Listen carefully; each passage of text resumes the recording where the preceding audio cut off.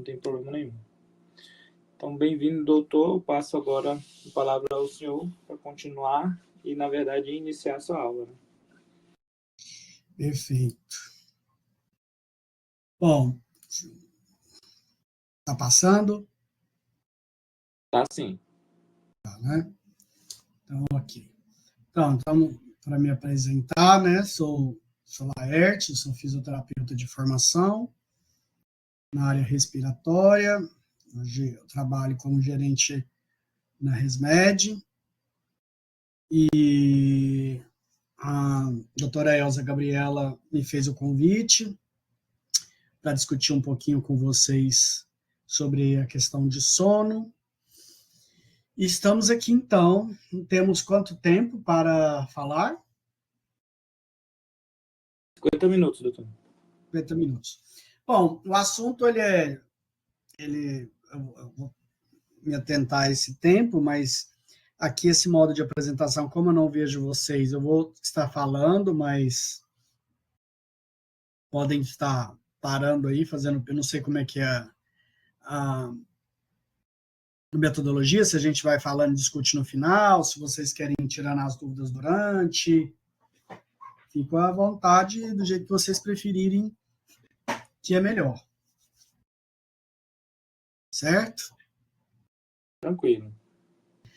Ok, então foi me pedido, né, pela doutora Elza para falar sobre a apneia do sono, e que é um assunto que aparentemente é conhecido por todos, mas conhecido só um lado da história, né? Muitas das vezes apenas só entendendo o conceito. Então, aqui hoje a gente vai discutir um pouquinho mais sobre essa questão de linha de cuidado. Então, a apneia do sono, ela nada mais é que a obstrução recorrente, parcial ou completa da via aérea superior durante o sono. Então, isso é um conceito simples, eu acho que conhecido por todo mundo. Então, quando a gente, né, percebe a anatomia da via aérea, a gente vê que uma imagem, a gente percebe do paciente apneico, como essa via aérea, ela é uma via aérea mais estreita, é uma via aérea mais propensa a essa obstrução do que uma via aérea normal, que a gente consegue identificar muitas das vezes no próprio perfil do paciente, né? Aquele perfil da pescoço grosso, pescoço largo, e provavelmente tem essa via aérea mais estreita. Opa, deixa eu ver se esse vídeo aqui vai passar. Então, esse é um vídeo que vai mostrando exatamente aí o que é a apneia do sono, né? Então, a via aérea em funcionamento, com a passagem do ar. Então, quando o paciente dorme, essa via aérea ela colaba, tem a interrupção parcial ou total, aí vem a questão do próprio ronco, que é essa vibração, né, da via aérea e causando a apneia do sono. Então, a gente tem dois tipos de apneia. Nós temos a apneia central e a apneia obstrutiva. A apneia obstrutiva é uma apneia mais comum da nossa sociedade, mas existe uma diferença. Então, quando a gente fala apneia, então a apneia do sono tem que se fazer essa outra pergunta: é uma apneia central ou uma apneia obstrutiva?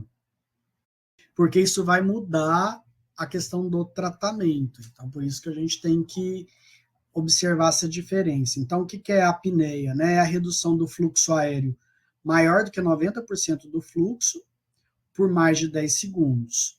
E então ela pode ser obstrutiva, ela pode ser central, mas ela também pode ser mista. Inicia com central e termina com obstrutiva.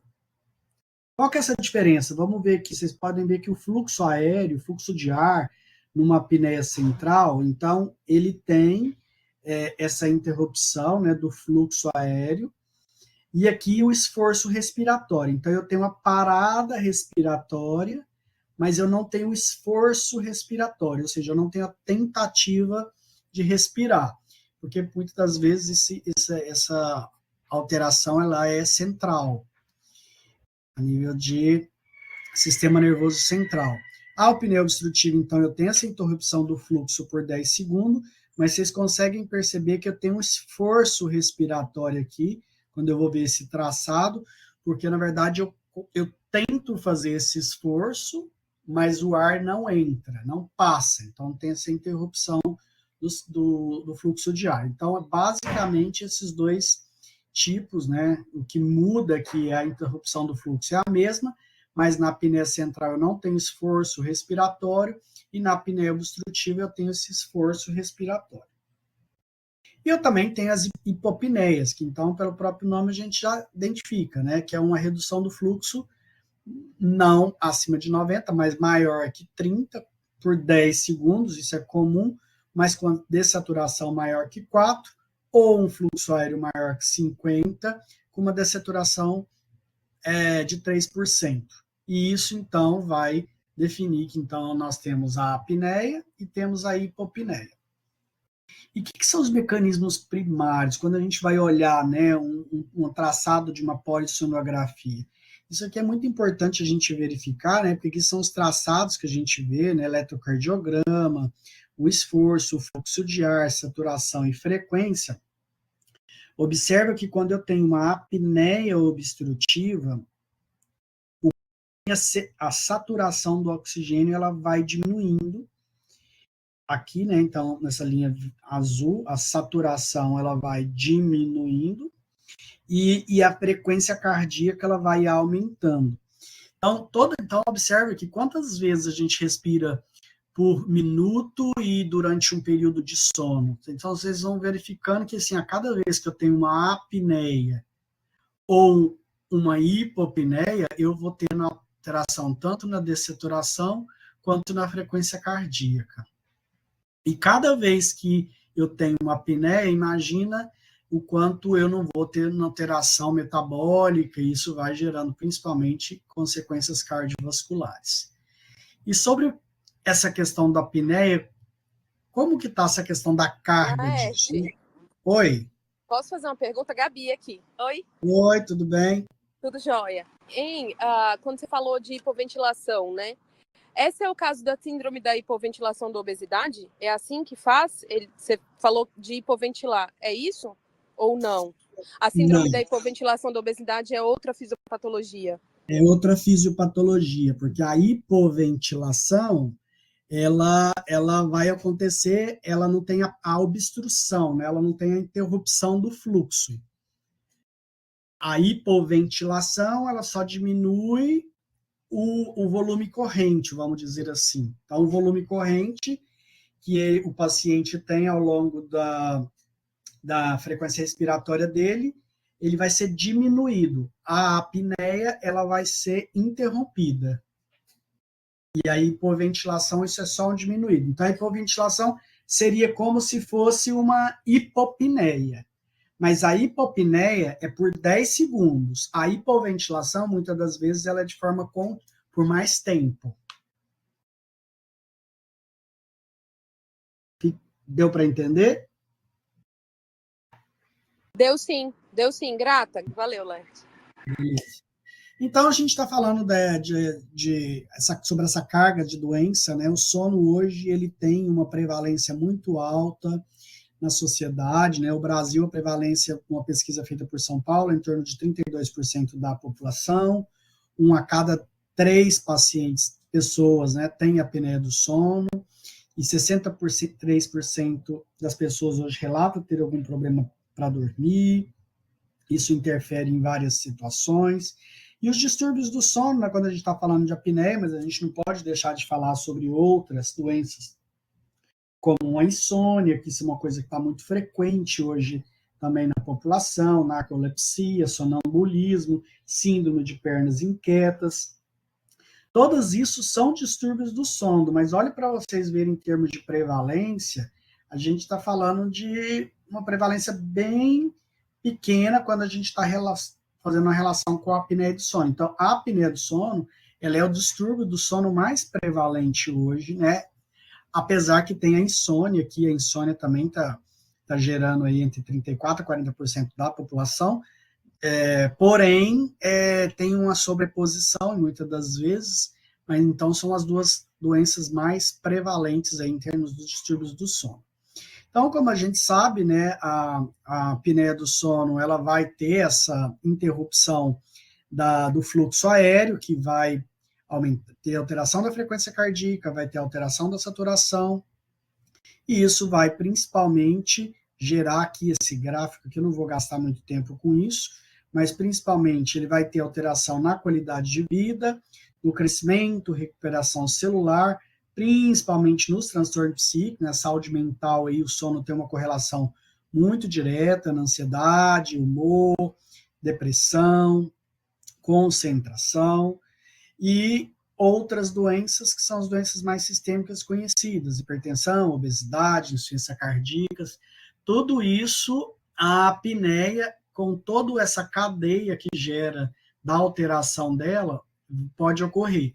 Vai depender, inclusive, do tipo, né? Então, se eu tenho apneia leve, moderada e grave, que a gente vai discutir agora mesmo a classificação, e as apneias centrais, então, quanto mais grave, eu tenho uma correlação, um impacto pior nas doenças sistêmicas do paciente. Então, a apneia do sono ela pode estar com a correlação muito aí em AVC, uma correlação muito positiva, 62% dos pacientes que têm AVC podem ter apneia. Isso aqui é um dado muito relevante, 83% das resistências a medicações hipertensivas são pacientes apneicos, então está lá o médico atendendo e cuidando da hipertensão arterial, mas aquela pressão que não reduz com a medicação, e aí fica insistindo com monoterapia e vai associando medicação e não tem resposta. Provavelmente esse paciente pode ter uma apneia. E as outras doenças com fatores de riscos convencionais que a gente conhece, obesidade, diabetes, mas quando trata a apneia do sono, olha quanto impacto isso muda, né? 44% reduz o risco de ter AVC, diminui a pressão arterial, reduz 71% dos riscos de consequências cardiovasculares. Então, isso nos faz pensar que infarto e AVC, hoje em dia, é as principais causas de mortes no Brasil e no mundo. A gente sempre está tratando os mesmos fatores de riscos. Será que a gente está fazendo alguma coisa diferente? Porque se está tratando, se está conscientizando a população dos fatores de risco, e ainda AVC e infarto é uma doença muito comum, então a própria American Heart Association, com base nessas pesquisas recentes, incluiu na lista de comportamentos a saúde do sono. Então, no ano passado, o sono ele entrou como o 8º fator de risco para trabalhar os fatores de riscos cardiovasculares. Então, todos aqueles que vocês já conhecem, principalmente falando aí da atenção primária, que é o que se discute muito na prevenção, o sono agora ele entra pela American Heart Association ou como 8º fator de risco. E aí, a gente tem, né, o desafio tecnológico, que a gente sabe que a gente tem um subdiagnóstico da apneia do sono, e esse estudo mostrou, né, nos Estados Unidos, o custo econômico estimado do subdiagnóstico da apneia do sono. Olha o quanto, né? Aqui para nós a gente não tem muita noção quando a gente fala de bilhões de dólares, né? Então acaba que seja um número um pouco, às vezes, difícil da gente mensurar, mas eles já sabem disso, o quanto isso tem impacto no acidente do trabalho, acidente automobilístico, comorbidades, queda na produtividade. Então, já existem estudos muito robustos mostrando o impacto disso nos Estados Unidos. E como que está o cenário no Brasil, né? O Brasil, então, a gente tem uma ausência de linha de cuidado, unificada pelo Ministério da Saúde, ausência de PCDT pelo próprio Ministério, ausência de uma política pública nacional sobre o tema, apenas exames de polissonografia tipo 1 está incorporado, e que não significa disponibilidade. Então, provavelmente todos vocês que estão aqui na sala já conhecem, sabem da polissonografia, mas muitas das vezes a gente sabe que isso não é um exame disponível pelo SUS. Apenas o tratamento cirúrgico é incorporado, também não significa disponibilidade. Mas o dado muito relevante é que a apneia do sono ela é indicada como fator de risco em 7 linhas de cuidados do Ministério. Condições crônicas altamente prevalentes: infarto, asma, AVC, hipertensão pulmonar, hipertensão sistêmica, obesidades e recentemente diabético. Então, assim, o sono ele é fator de risco em 7 linhas de cuidado, mas ele não tem uma linha de cuidado própria, que faz, muitas das vezes, isso passar a trazer uma invisibilidade do problema. E por que usualmente, então, não diagnosticamos? Né? Porque, basicamente, é isso que a gente falou. Hoje é só tipo 1, que ela está incorporada, e que é o que é mais conhecido por todos nós. Só que talvez seja isso aqui um conhecimento novo dessa aula para vocês hoje, que eu não sei se é de conhecimento de todos, que a gente tem 4 tipos de exames diagnóstico, que a gente define por tipo 1, 2, 3 e 4. Essa tipo 1 é aquela feita lá no laboratório de sono, que o paciente dorme e fica lá fazendo o exame de noite inteira, fazendo com todo o monitoramento. A tipo 2 é a mesma do tipo 1, porém ela é feita no domicílio, só que o que difere da tipo 2 e a tipo 1 é o local, né, que uma é no laboratório e fora do laboratório, e a fora do laboratório, então eu não tenho a presença e a supervisão de um técnico de noite inteira para avaliar, mas são os mesmos canais que eu avalio entre tipo 1 e tipo 2. A tipo 3 e tipo 4, já designado como poligrafia e não polissonografia, porque, na verdade, ele não faz a mensuração do eletroencefalograma. Então, Então, eles são parte para exames mais simplificados, tanto tipo 3 como tipo 4. O que faz a gente pensar que, assim, no Laerte, os 4 exames são iguais? Não. O tipo 3 e o tipo 4 são exames mais simplificados, tem uma menor mensuração de canais, então ele não é um bom exame para fazer diagnósticos de distúrbios do sono, principalmente aqueles quando o médico suspeita que é uma apneia central. Só que o que a gente viu que a apneia obstrutiva é a doença mais prevalente entre os distúrbios de apneia. Então, o tipo 3 e o tipo 4, ele é um excelente exame para se investigar a apneia obstrutiva do sono, principalmente naquele paciente que no consultório, que vocês fazem a entrevista, e vocês perguntam para esse paciente, como está o sono de vocês? Primeira coisa que a gente tem que aprender nessa aula aqui também, né, é incluir essa pergunta na nossa anamnese. Hoje não são todos os médicos que perguntam sobre a saúde do sono, porque muitas das vezes, principalmente quando a gente fala de atenção primária, e toda vez que eu vou discutir isso com a atenção primária, a gente vê o quanto o consumo de benzodiazepínico na atenção primária hoje é uma prática muito comum. Então, muitas das vezes, aqueles pacientes que queixam de insônia ou que queixam de alguns distúrbios do sono estão, muitas das vezes, em busca de benzodiazepínicos. E isso se confunde, porque se aquele paciente ele tem apneia central ou apneia obstrutiva, benzodiazepínico deprime o sistema respiratório, então eu posso estar piorando a condição do paciente. Então, por isso que cabe essa pergunta de como está a saúde do sono e talvez fazer essa busca, essa investigação diagnóstica para entender o que é essa má qualidade de sono. Então, hoje em dia, no Brasil, a gente vai ver um pouco mais à frente, essas tecnologias já são tecnologias disponíveis. Então, o tipo 3 e tipo 4 são exames que eu posso fazer em casa, eu vou mostrar para vocês aqui também, e ele é extremamente sensível e acurado para diagnósticos de apneia obstrutiva. E aí a gente tem que entender isso. Se eu estou falando que eu tenho uma prevalência muito alta na nossa sociedade e que eu tenho apenas tipo 1 disponível, a gente sabe pela literatura do DataSUS, do IBGE, que tem 1.000 leitos de polissonografia no Brasil. Se eu tenho aí, né, essa estatística muda, né, em torno de 200 milhões de habitantes, estima-se que 62 milhões de pessoas têm algum distúrbio do sono. Se eu for dividir o número de pessoas fazendo 365 exames por ano, né, pensando que cada 365 dias, esses 1.000 leitos, eu faria 365 mil exames por ano.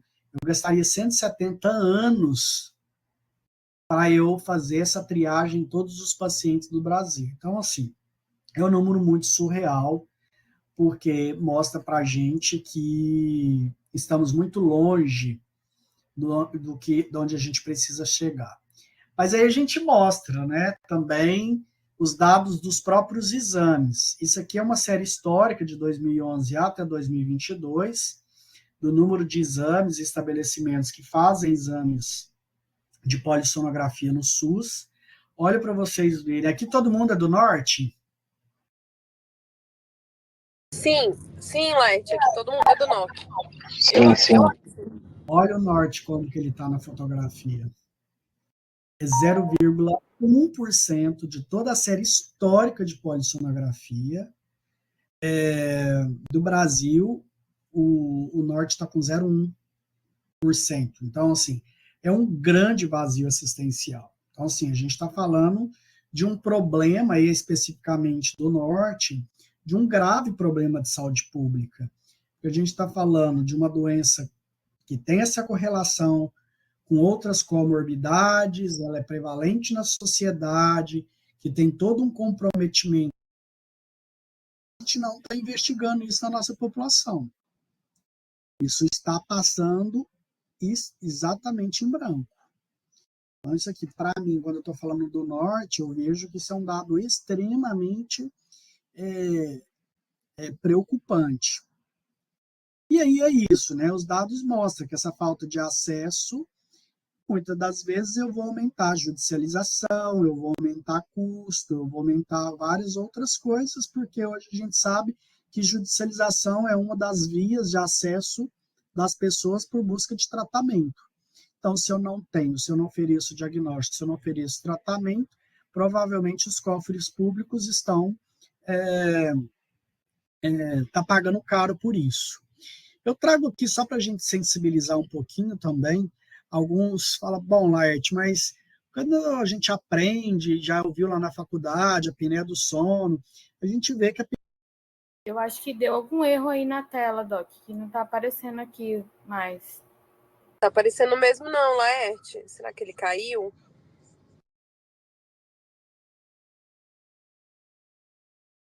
Acho que ele caiu. Vou falar com ele aqui no WhatsApp.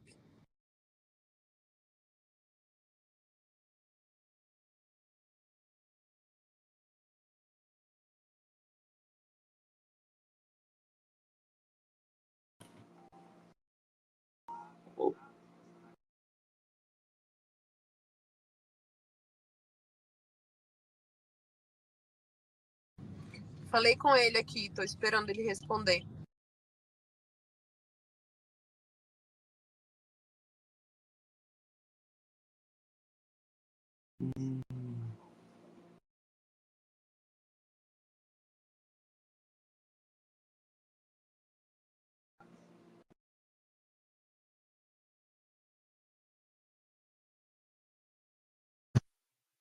Sabe que ele tá na sala, né, ainda. Eu Ele mandei uma disse que tá me mensagem ouvindo. também.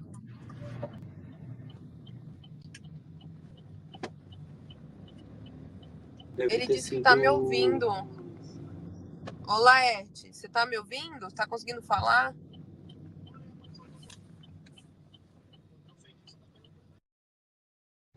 Não.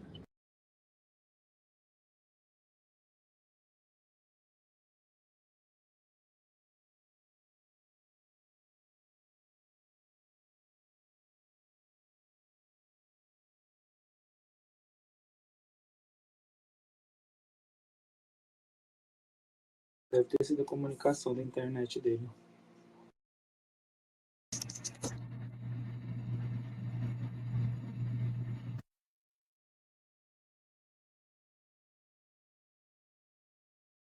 Agora ele tá entrando por outro.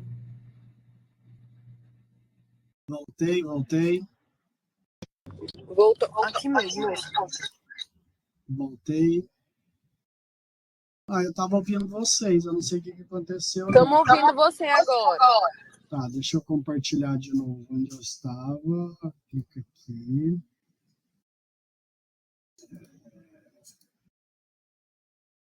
Vocês estão vendo minha tela? Eu não tô vendo sua tela. Então, deixa eu... Não, a tela não, tô vendo só você. Entendi errado. Então, Que vai ter que recompartilhar de novo. Agora, porque você tem que me colocar como administrador. Tá, peraí. E eu saí e entrei de novo.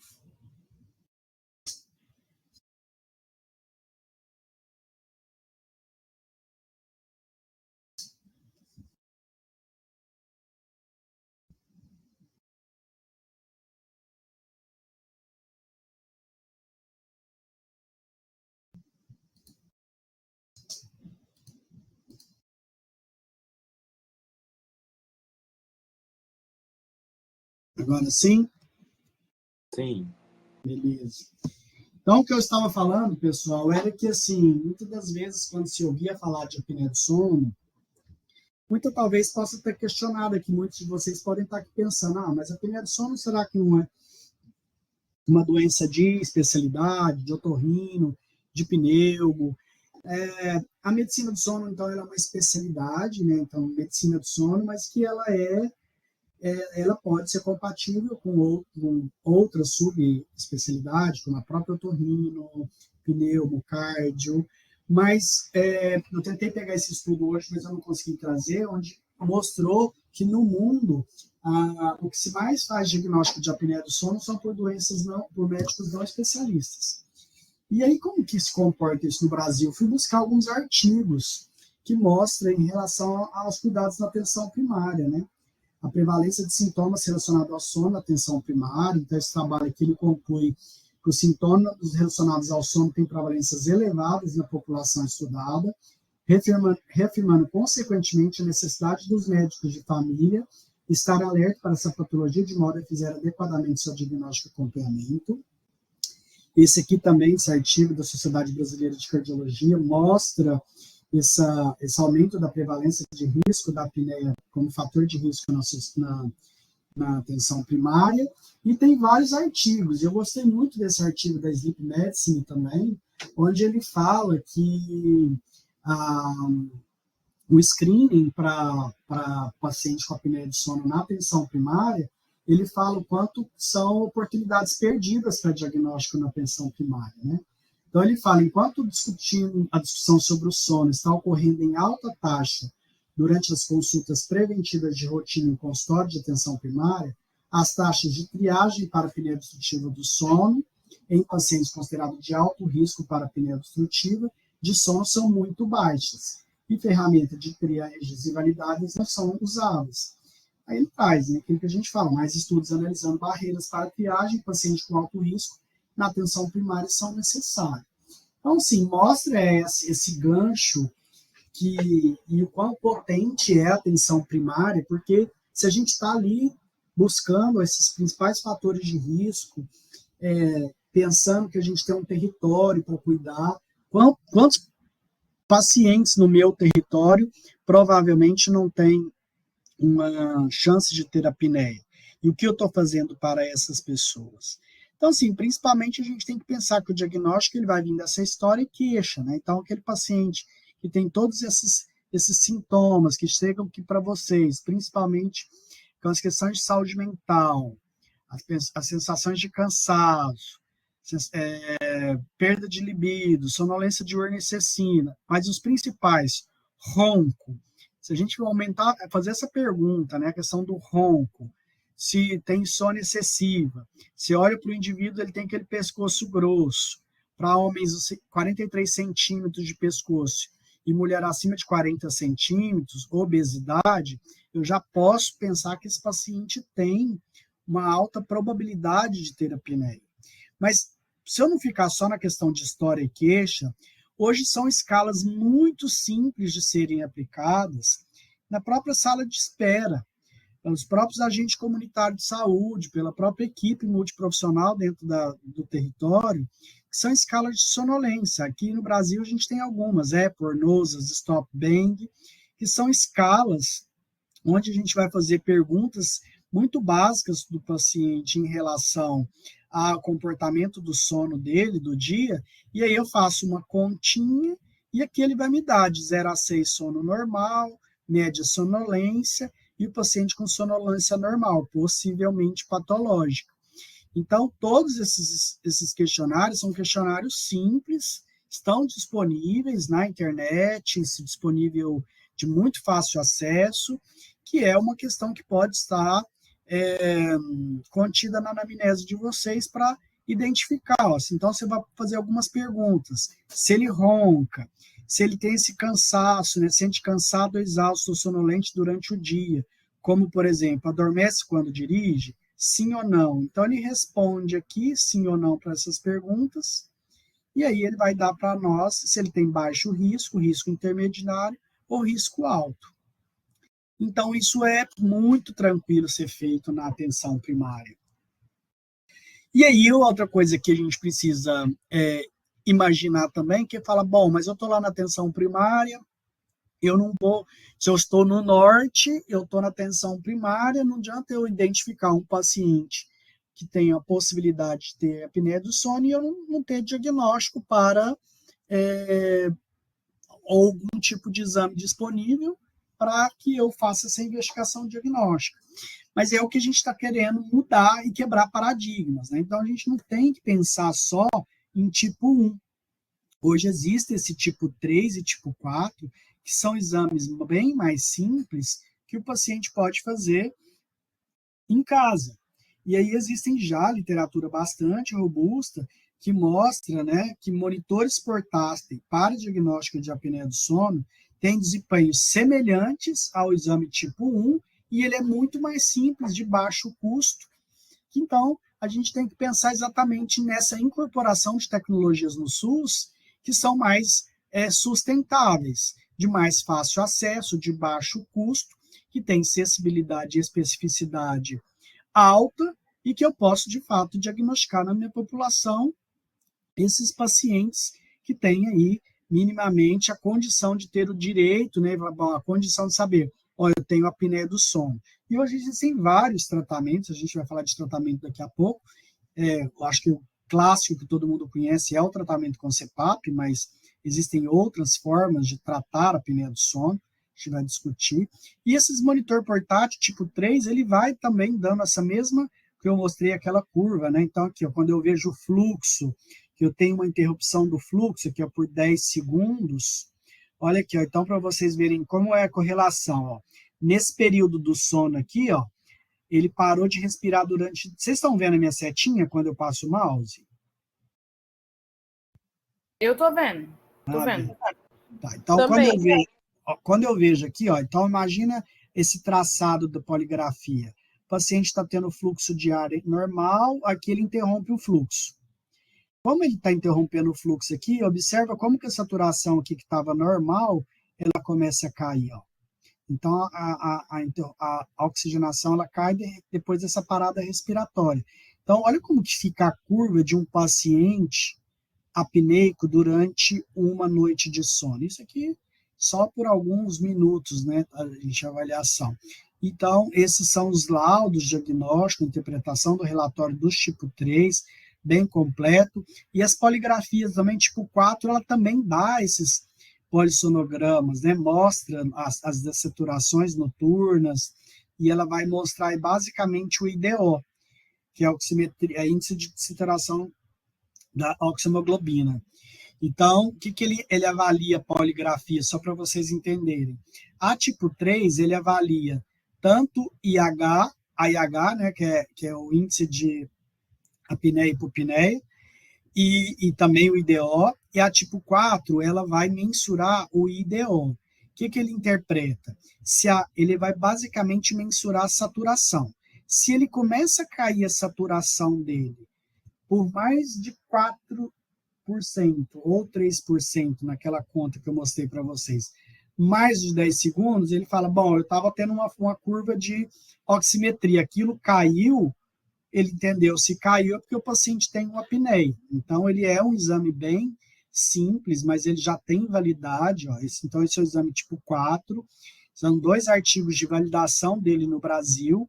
Tem um vídeo aqui que eu vou mostrar para vocês, onde ele faz 2 tipos de estudo. Ele pegou o paciente que estava fazendo lá no INCOR, que eu tenho um vídeo aqui, mas eu não sei se passa o áudio aqui quando eu vou...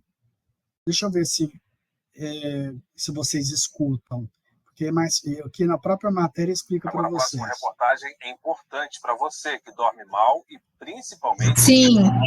Já é possível fazer ouvindo certinho para detectar e começar a tratar a apneia do sono. A tecnologia é brasileira e com ela fica muito mais simples receber o diagnóstico de uma condição que acomete, em média, 1 em cada 3 adultos, a apneia do sono. A pessoa ronca, aquele ronco alto, mas eventualmente para de respirar, essa é a apneia do sono. E a pessoa acorda, dorme, mas não percebe que está roncando, que está tendo apneia. E a doença é tremendamente comum. O diretor do Laboratório do Sono do INCOR ajudou a desenvolver e validar o equipamento que substitui o tradicional exame de polissonografia, em que o paciente fica preso a inúmeros fios e sensores. Todo esse exame complexo, que costuma ser feito ao longo de uma noite em centros de referência, agora com a ajuda da tecnologia, cabe na palma da mão. Basta o paciente levar para casa esse estojo e aí na hora de dormir ele coloca o dedo no equipamento que, conectado a um aplicativo de celular, consegue ler informações como taxa de oxigenação do sangue, batimentos cardíacos, movimento do corpo. O telefone também grava o barulho do ronco. Todas essas informações são interpretadas por um sistema de inteligência artificial. E aí, no outro dia de manhã, a pessoa já tem um possível diagnóstico de apneia do sono. Nós fizemos aqui no INCOR um estudo com 304 pacientes que fizeram a polissonografia, que é considerado o padrão ouro, e este exame, que é o exame da biologia, que foram avaliados de forma independente. E a sensibilidade e a especificidade foi acima de 90%, mostrando que é um exame acurado para o diagnóstico de apneia do sono. Como o exame pode ser feito em casa? Pacientes em isolamento. Então, o que o próprio vídeo mostrou, né? Então, aqui esse artigo, essa validação desse comentário que ele fez, o paciente estava fazendo a tipo 1 lá no laboratório e eles anexaram o oxímetro, então ele fez o mesmo exame na mesma noite e viu que tinha uma correlação muito alta.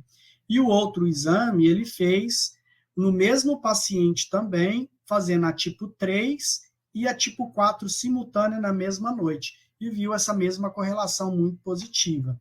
Então, assim, o tipo 4, que é esse exame que é designado aqui, o aparelho que chama Biologix, ele é para todo mundo também? Não, ele não é para todo mundo. Então, o que é, quando eu poderia estar disponível esse exame tipo 4? Se esse exame estivesse disponível para a gente, né? Como que a gente faria? Então, assim, eu estou lá avaliando meu paciente. Aquele paciente, ele tem alta suspeita eu fiz o tal teste de sonolência dele. Ele fala que tem sonolência diurna, tem cefaleia diurna, ele tem pescoço grosso, ele é obeso, ele é hipertenso. Então, eu falo, bom, então ele provavelmente vai fazer aquela escala de sonolência. Esse paciente tem alta probabilidade de ter um risco de ter apneia do sono. Então, esse paciente ele é um candidato para o tipo 4. E isso não significa que eu fiz o tipo 4 e o exame, porque ele é esse detalhe, o tipo 4 e o tipo 3, se ele veio positivo, eu posso afirmar que ele tem apneia. Se ele veio negativo, eu não posso excluir que ele não tenha, porque talvez ele tenha uma apneia central. Então, alguns serviços, por exemplo, como o próprio de Londres, mostra que lá, o que eles fazem? Hoje é protocolo nacional, eles não entram com tipo 1 de cara. Então, inicialmente, eles fazem tipo 3, tipo 4, e vão triando toda a população com tipo 3, tipo 4, porque só aí você já faz uma triagem de muita gente. Então, assim, é para todo mundo? Não, mas ele já cobre bastante parte da população para um diagnóstico. Para aqueles que, de repente, têm aqueles outros tipos de doença, que é uma prevalência muito mais baixa, talvez aí eu preciso da tipo 1. Tá? Mas aí a gente tem que pensar que o nosso SUS, a gente não tem recurso, né, medicina cara para todo mundo. A gente tem que pensar em tecnologias mais sustentáveis. E hoje, então, quando a gente está falando de jornada do paciente, é isso que acontece muitas das vezes. Ó. O paciente chega lá na atenção primária, e aí o próprio médico ele vai ter essa suspeita de apneia do sono, ele consulta com o médico na atenção primária, e esse médico fala, eu acho que você tem apneia. Você vai precisar de um exame de polissonografia. O que ele vai fazer? Ele vai entrar numa longa fila de espera para chegar no diagnóstico não, nesse especialista, que muitas das vezes tem os seus critérios regulatórios, que isso vai demorar um tempo, para fazer esse exame. Então, muitas vezes é a primeira interrupção dessa jornada desse paciente. Por quê? Porque a hora que ele sai da atenção primária e ele chega no especialista, e o especialista pede o exame, eu vou interromper essa jornada, porque muitas das vezes é aquilo que a gente falou, no norte hoje, esse caminho ele não está aberto, o paciente interrompe a jornada aqui, aí eu abro um espaço para judicialização. Ou o paciente para a jornada, ou ele judicializa, ou ele vai lá e paga particular o exame. Se ele vai lá e paga particular o exame, ele faz o exame, depois ele tem que voltar no especialista, e aí se muitas das vezes o tratamento para o paciente não estiver disponível também no SUS, mais uma vez eu vou interromper a jornada, porque esse tratamento não está disponível, abre mais um espaço para judicialização, e eu não completo essa jornada. Então, em alguns estudos, né, a gente colocou aqui para mais de 12 meses, porque a gente viu em determinados lugares que esse lugar demora de 3 a 5, já em municípios que a gente fez alguns trabalhos de implantação de linha de cuidado, existia fila de espera de 12 anos de polissonografia. Então, assim, é um dado muito assustador. Então, esse é basicamente a jornada hoje de um paciente no SUS. E a gente pode pensar em jornadas de linha de cuidado mais simplificadas. Então, por exemplo, quando a gente está falando do paciente com apneia do sono lá na atenção primária, se os próprios médicos da atenção primária já começassem a investigar esse paciente com questionário de sonolência e tivesse exames simplificados, como o laudo remoto, por exemplo, aí um detalhe que eu esqueci de comentar, a poligrafia tipo 4, a grande vantagem dela é que o laudo é por telemedicina. Então, eu não preciso ter o conhecimento do exame, porque pensa, eu vou fazer isso lá na atenção primária, eu não sei laudar esse exame, eu não estudei polissonografia, então eu não consigo laudar. O tipo 4, ele é um exame que ele tem o laudo remoto. Então, o paciente vai para casa, faz o exame, no dia seguinte ele tem o resultado. A tipo 3, ele é um exame que dá um laudo automático, ele não é por telemedicina, mas na conclusão do exame ele te dá um laudo automático, porém, ele não tem validade porque não tem um CRM para assinar. Aí eu preciso do médico para validar o exame. Para o exame ser um exame válido, ele tem que ter assinatura com CRM. Mas o exame do tipo 4, ele é por laudo remoto e vem assinatura pela equipe da biologia, que são médicos especialistas, que assina e lauda o exame. Então, lá na atenção primária, se eu tenho esse tipo de exame disponível, pede o exame, no dia seguinte ele tem o tratamento, ele tem o diagnóstico, e se for possível, né, ter o diagnóstico já, as possibilidades de tratamento, seja eles com mudança de estilo de vida, com tratamento com CPAP, eu já posso iniciar a jornada de tratamento. E aí o que é importante, que eu não comentei no slide anterior, são as gravidades, né, das apneias. Então, quando eu faço o exame, que eu vou lá ter no índice de apneia do paciente, então, quando eu tenho apneia até 5, eu considero normal. De 5 a 15, leve, de 15 a 30, moderado, e acima de 30, grave. Hoje, o consenso brasileiro de medicina do sono, ele fala que tratamento com CPAP é para apneia moderada e grave.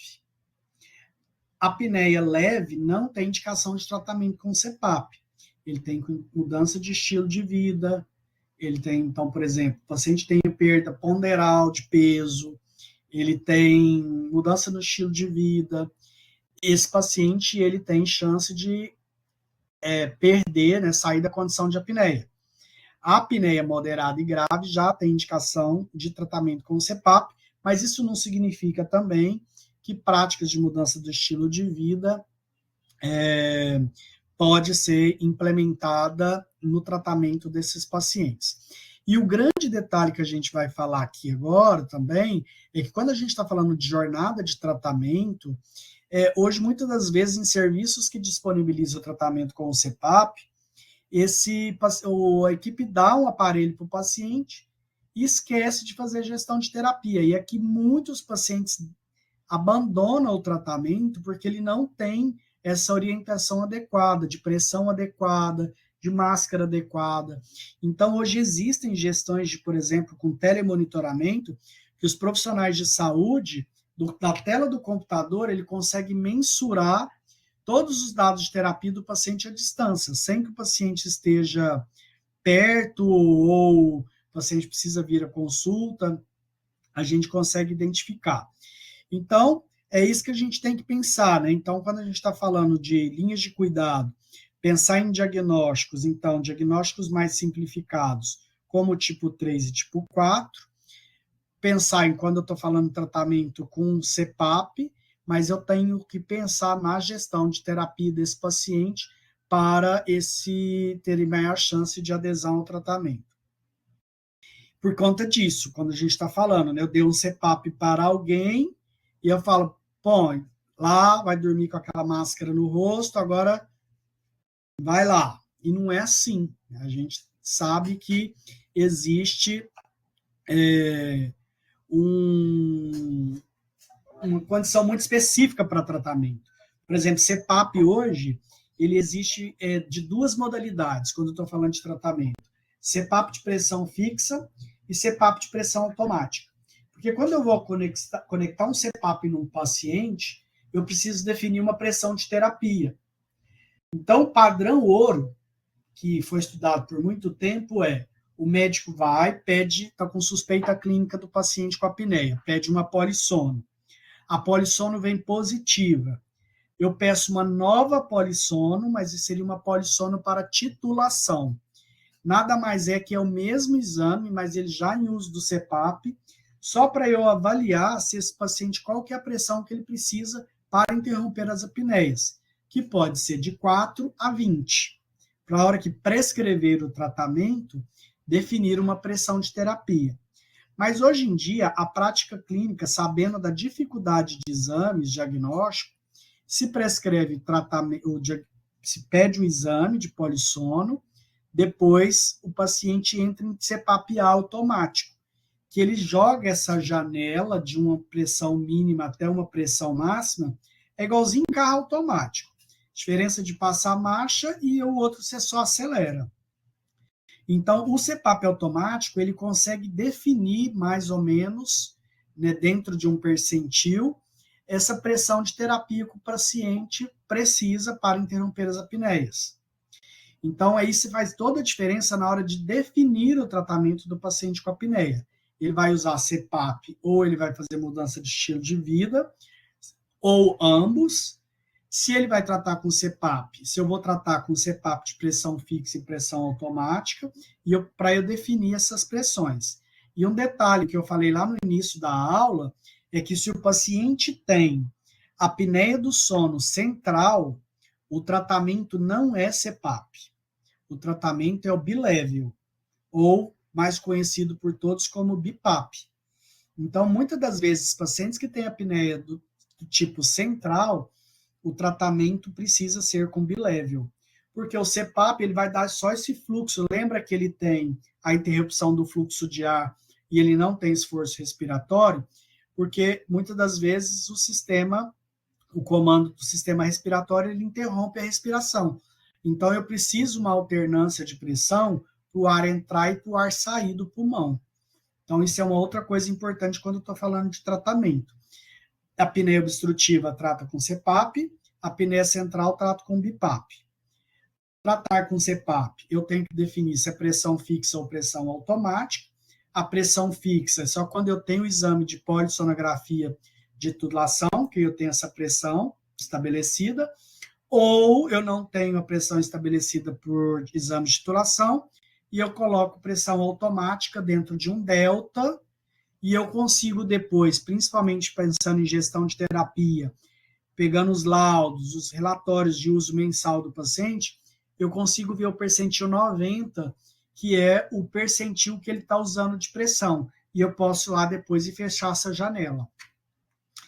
Então, basicamente, quando aqui o vídeo do tratamento padrão ouro, que é o CPAP, nada mais é daquele vídeo que a gente passou no início, nem uma coluna de ar, nem uma pressão contínua da via aérea, que quando o paciente está dormindo, então essa coluna de ar não deixa essa via aérea ser colabada.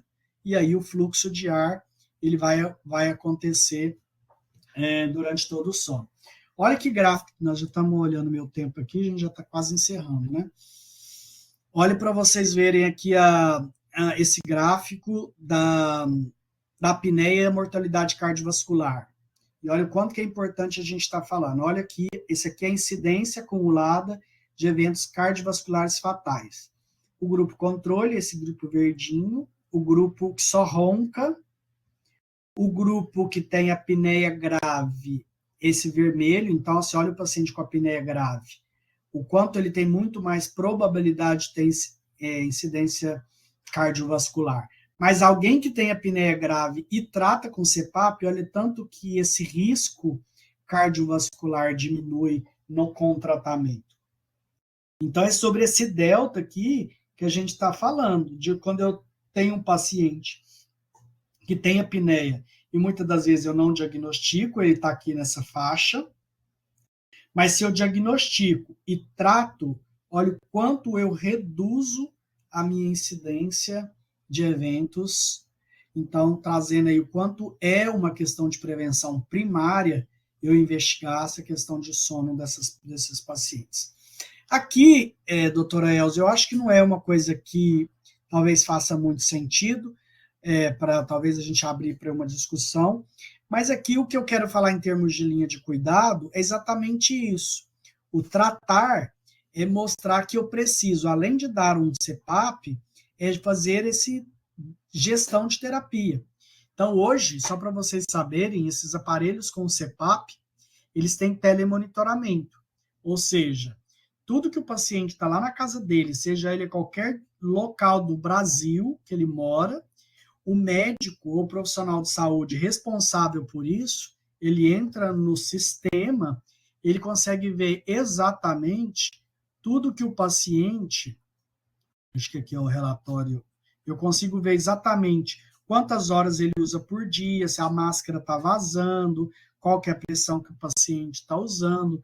Então, eu consigo ver exatamente toda... Então, não é mais aquela história, você está usando o aparelho? Não, só como relato do paciente. Eu consigo, de fato, saber a taxa de adesão do paciente. Então, assim, hoje as tecnologias estão bastante avançadas. Então, quando eu estou falando de gestão de terapia, eu consigo oferecer o tratamento do paciente e acompanhar se ele está aderindo ou não. E aí, tudo que a gente está conversando aqui, a gente pergunta, né, se vale a pena essa construção dessa linha de cuidado. Então, o que a gente tem que pensar numa linha de cuidado o primeiro passo, é esse aqui que a gente está fazendo, né, a conscientização, porque 85% das pessoas que têm apneia não sabem que tem a doença. Então, acho que a gente precisa conscientizar os pacientes, mas a gente precisa conscientizar principalmente os profissionais de saúde. Eu preciso desenvolver o acesso à informação, o acesso aos profissionais de saúde, a oferecer a questão de consulta médica, e não só especialistas, mas também os não especialistas, principalmente quando eu falo de atenção primária. Eu pensar numa lógica de exames domiciliares, que são exames mais simples de serem realizados, de mais fácil acesso, oferecer o tratamento, mas também fazer essa gestão e acompanhamento com programas de adesão. Então, isso é uma construção de linha de cuidado para que, de fato, aquele gráfico mude de quando eu tenho um risco maior para um risco menor. Então, isso, de fato, é fazer atenção primária, né? Então, como considerações finais e conclusão, que eu trago aqui para vocês então, a apneia do sono ele é um problema de saúde pública, o plano de enfrentamento de doenças crônicas não transmissíveis que o Brasil desenhou até para o ano de 2030 prevê e a prevenção e o manejo de doenças respiratórias mais prevalentes na atenção primária, e entre elas a apneia do sono. A apneia do sono, então, ela entra na agenda do enfrentamento de doenças crônicas. A maior parte dos pacientes seguem sem diagnóstico e sem suspeita diagnóstica no Brasil e no mundo. Então, desta forma, justifica a implantação de linha de cuidado devido à sua ação transformadora, que merece destaque e alerta à sociedade, trabalhadores, gestores e órgãos públicos responsáveis. Pessoal, isso é o que eu trouxe aqui de forma resumida para vocês, para a gente sensibilizar, e tem meu e-mail, meu telefone aí depois, se caso alguém queira tirar alguma dúvida ou fazer alguma pergunta, está aqui à disposição para trocar algumas informações com vocês.